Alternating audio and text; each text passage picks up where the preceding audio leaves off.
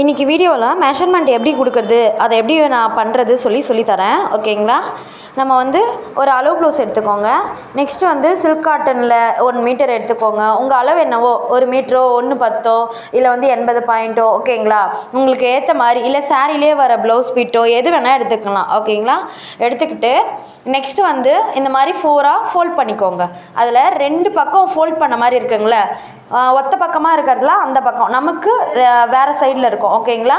அதுக்கு இந்த பக்கமாக இருக்கிறதுலாம் நம்ம பக்கம் இருக்கணும். அங்கே பாருங்கள், டபுளாக இருக்குல்ல, டபுளாக ஃபோல்ட் பண்ண மாதிரி இருக்கிறது என் பக்கமாக நான் வச்சுன்னு இருக்கேன். அதே மாதிரி தான் நீங்களும் வச்சுன்னு இருக்கணும். மாற்றி போடாதீங்க. ஓகேங்களா? நெக்ஸ்ட்டு கையை எப்படி போடுறதுன்னு சொல்லி தரேன். அங்கே பாருங்கள், லாங்காக இருக்குல்ல, அதை வந்து இப்படி வச்சுக்கோங்க. வச்சுக்கிட்டு நான் எப்படி மார்க் பண்ணுறனோ அதே மாதிரி மார்க் பண்ணிக்கோங்க. நான் காட்டுறேன் பாருங்கள். அதே மாதிரி எப்படி நான் மார்க் பண்ணுறனோ அங்கே ஒரு மார்க்கிங் கொடுக்குறேன்னா, இது பேர் ரெடி அளவுன்னு சொல்லுவோம். சரிங்களா? இருக்கிற அளவை அப்படியே நம்ம மார்க்கிங் பண்ணிக்கிறோம். அதே வந்து இப்போ டைலர்ஸ்லாம் அதுக்கு வந்து சீம் அளவுன்னு சொல்லுவாங்க. அது ஒன்றும் இல்லை, தையல் அளவு விடுவாங்க. நம்ம அதெல்லாம் விட தேவையில்லை. கீழே மட்டும் ஒரு இன்ச்சுக்கு விட்டுக்கோங்க. ஓகேங்களா?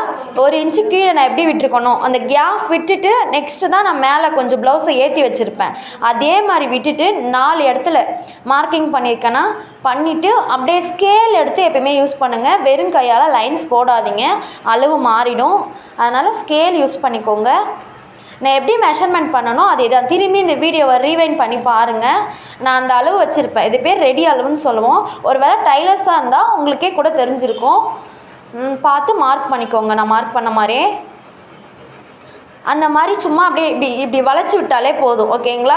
ரொம்ப அழகாக ஷேப்லாம் எடுத்துன்னு வரணும் அப்படிலாம் கிடையாது. ஓரளவுக்கு உங்களால் வளைக்க முடிஞ்ச அளவுக்கு நான் பண்ணியிருக்க மாதிரி பண்ணிக்கோங்க. எக்ஸ்ட்ரா அளவு விடுறேன், அது நீங்கள் விடணும்லாம் இல்லை. ஓகேங்களா? எப்படி நம்ம பண்ணியிருக்கோமோ, நான் எப்படி அளவு போட்டிருக்கனோ அதே மாதிரி நீங்களும் பண்ணிக்கோங்க.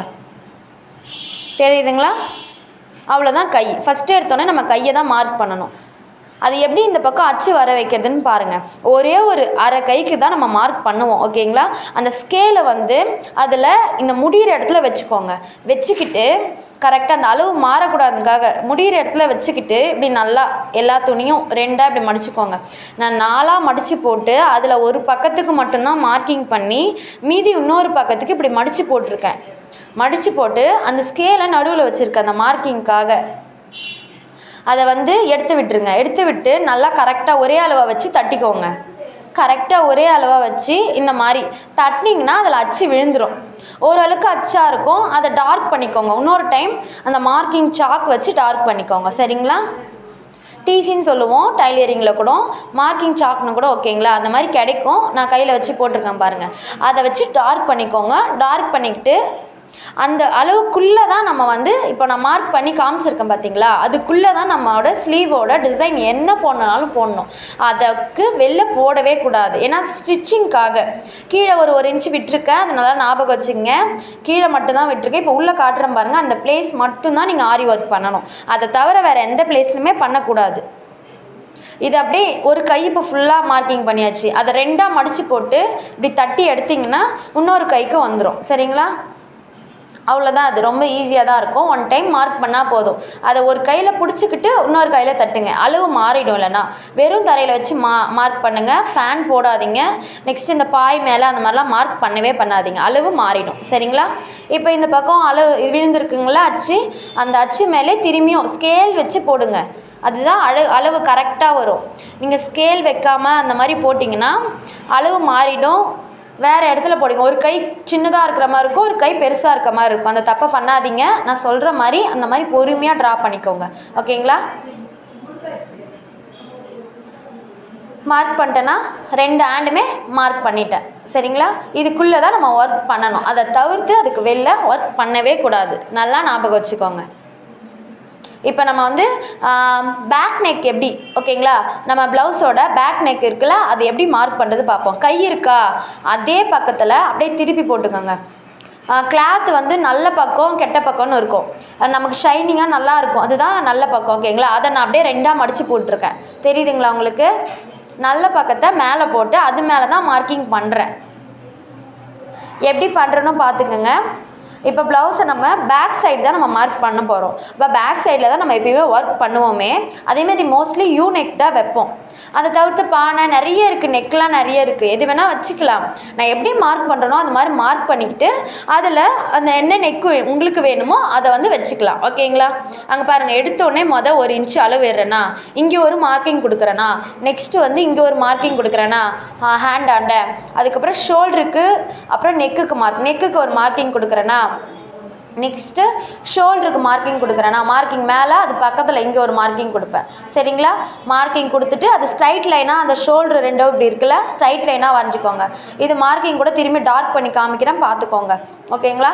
எங்கே மார்க்கிங் கொடுக்குறேன்னு தெரிஞ்சிச்சிங்களா? திரும்பியும் பாருங்கள், தெரியும்.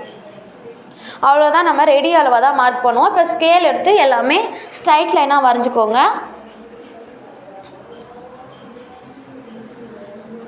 எப்பயுமே ஸ்கேல் வச்சு தான் பண்ணணும், வெறும் கையால் பண்ணக்கூடாது, அளவு மாறிடும். ஸ்கேல் வச்சு இந்த மாதிரி கட்டமாக போட்டுக்கிட்டு அதுதான் நெக். ஓகேங்களா? அதுக்குள்ளே நீங்கள் என்ன வேணால் டிசைன் பண்ணிக்கலாம். என்ன நெக் வேணுமோ, யூ மட்டும்தான் போடணுன்னு இல்லை. இது வந்து ஹேண்டுக்கு ஹார்ம் ஹோல்னு சொல்லுவாங்க. ஓகேங்களா? இதுதான் வந்து நம்ம ஹேண்டுக்கு பண்ணுறது. ஹேண்டுக்கு நம்ம எதுவுமே மார்க்கிங் அந்த மாதிரி யூ மாதிரி கூட வரையவே தேவையில்லை, நமக்கு இதுவே போதும். நெக்கில் மட்டும்தான் நம்ம என்ன டிசைன் வேணுமோ. இது எக்ஸ்ட்ரா அளவு. ஓகேங்களா? இது தையலுக்காக விடுறது. தையலுக்காக நீங்கள் கொஞ்சம் இந்த மாதிரி துணி மடிக்கும் போதே கரெக்டாக ப்ளவுஸ் அளவே இருக்கக்கூடாது, அதுக்கு பக்கத்தில் கொஞ்சம் அளவு வேணும்.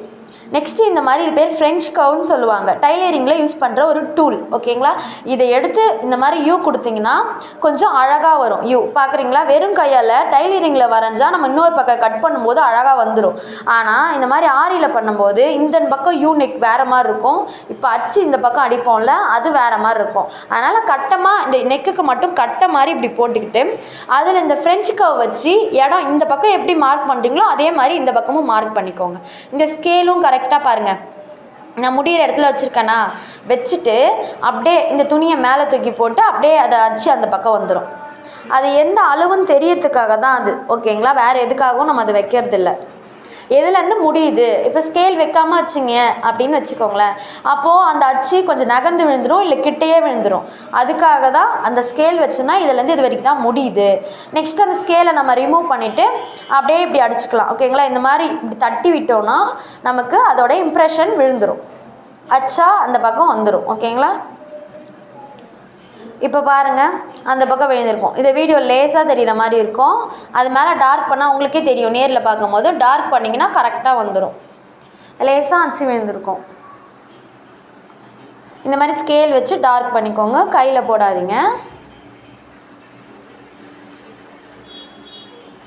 எல்லாமே அப்படியே நான் அப்படியே அதில் என்ன லைன்ஸ் ஆல்ரெடி இருக்கோ அதை அப்படியே டார்க் தான் பண்ணுறேன்.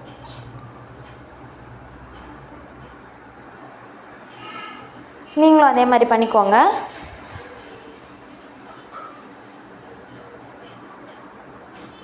எல்லா இடமும் அதே மாதிரி கோடு போட்டுக்க வேண்டியதான். ஸ்கேல் இல்லாமல் இதை யூஸ் பண்ணாதீங்க. அந்த ஃப்ரெஞ்ச் கர்வ்னு சொல்கிறேன்ல, அந்த டைலரிங் டூலும் வாங்கி வச்சுக்கோங்க, நமக்கு யூஸ்ஃபுல்லாக இருக்கும். மோஸ்ட்லி யூ தான் வைப்போம். அதை தவிர வைக்கிறதுனா நம்ம என்ன நெக் வேணால் வச்சுக்கலாம். ஆனால் நீங்கள் பார்த்துருப்பீங்க, யூ கொஞ்சம் லோவாக வச்ச மாதிரி வச்சு தான் ஆரி ப்ளவுஸ் மேக்ஸிமம் போடுவோம். இந்த யூவே நான் அப்படியே கையில் ட்ரா பண்ணி காமிச்சிருக்கேன் பாருங்கள், அந்த அளவுக்கு நல்லா இருக்காது. ட்ரா பண்ணலாம், இருந்தாலும் அது ஷேப் கரெக்டாக நமக்கு வரணும், அதுக்குள்ளே தான் நம்ம ஒர்க் பண்ணணும். அதே மாதிரி அந்த ஸ்பேஸ்க்குள்ளே தான் நம்ம ஒர்க் பண்ணணும். இப்போ நான் போட்டேன்ல ரெடி அளவு, அந்த ஸ்பேஸ்க்குள்ளே ஒர்க் பண்ணுங்கள். அதில் வந்து 1/4 இன்ச்சு விட்டுருப்பேன், தெரியுதுங்களா? இப்போ நெக்ஸ்ட்டு ஃப்ரண்ட்டு வந்து எப்படி மார்க் பண்ணுறதுன்னு பார்ப்போம். ஃப்ரண்ட்டு ஒன்றும் இல்லை, இந்த அளவு இப்படி எடுத்து வச்சுக்கோங்க. வச்சுக்கிட்டு அந்த கழுத்துக்குள்ளே இப்போ பேக் சைட் போட்டோம்ல, அந்த கழுத்துக்குள்ளே நம்ம வந்து இப்படி வச்சுக்கலாம். அதே தான் அந்த ஷோல்ட்ரு, அதுக்கப்புறம் அந்த கொக்கி பீஸுக்கு முன்னாடி நம்ம மார்க்கிங் பண்ணிக்கணும். கொக்கி வரைக்கும் நம்ம மார்க் பண்ணக்கூடாது. அதே மாதிரி அந்த கை அந்த அட்டாச் பண்ணுற இடம் இருக்குல்ல, அதை வச்சு பாருங்கள். அந்த பின்பக்கம் பின்கழுத்துக்குள்ளேயே இப்படி வச்சு பார்த்தீங்கன்னா கரெக்டாக வரும். நான் அதுக்கப்புறம் ஸ்கேலில் கோடு போட்டிருப்பேன் பாருங்கள். ஏன்னா புரியலனாலும் கேளுங்க திரும்பியும்.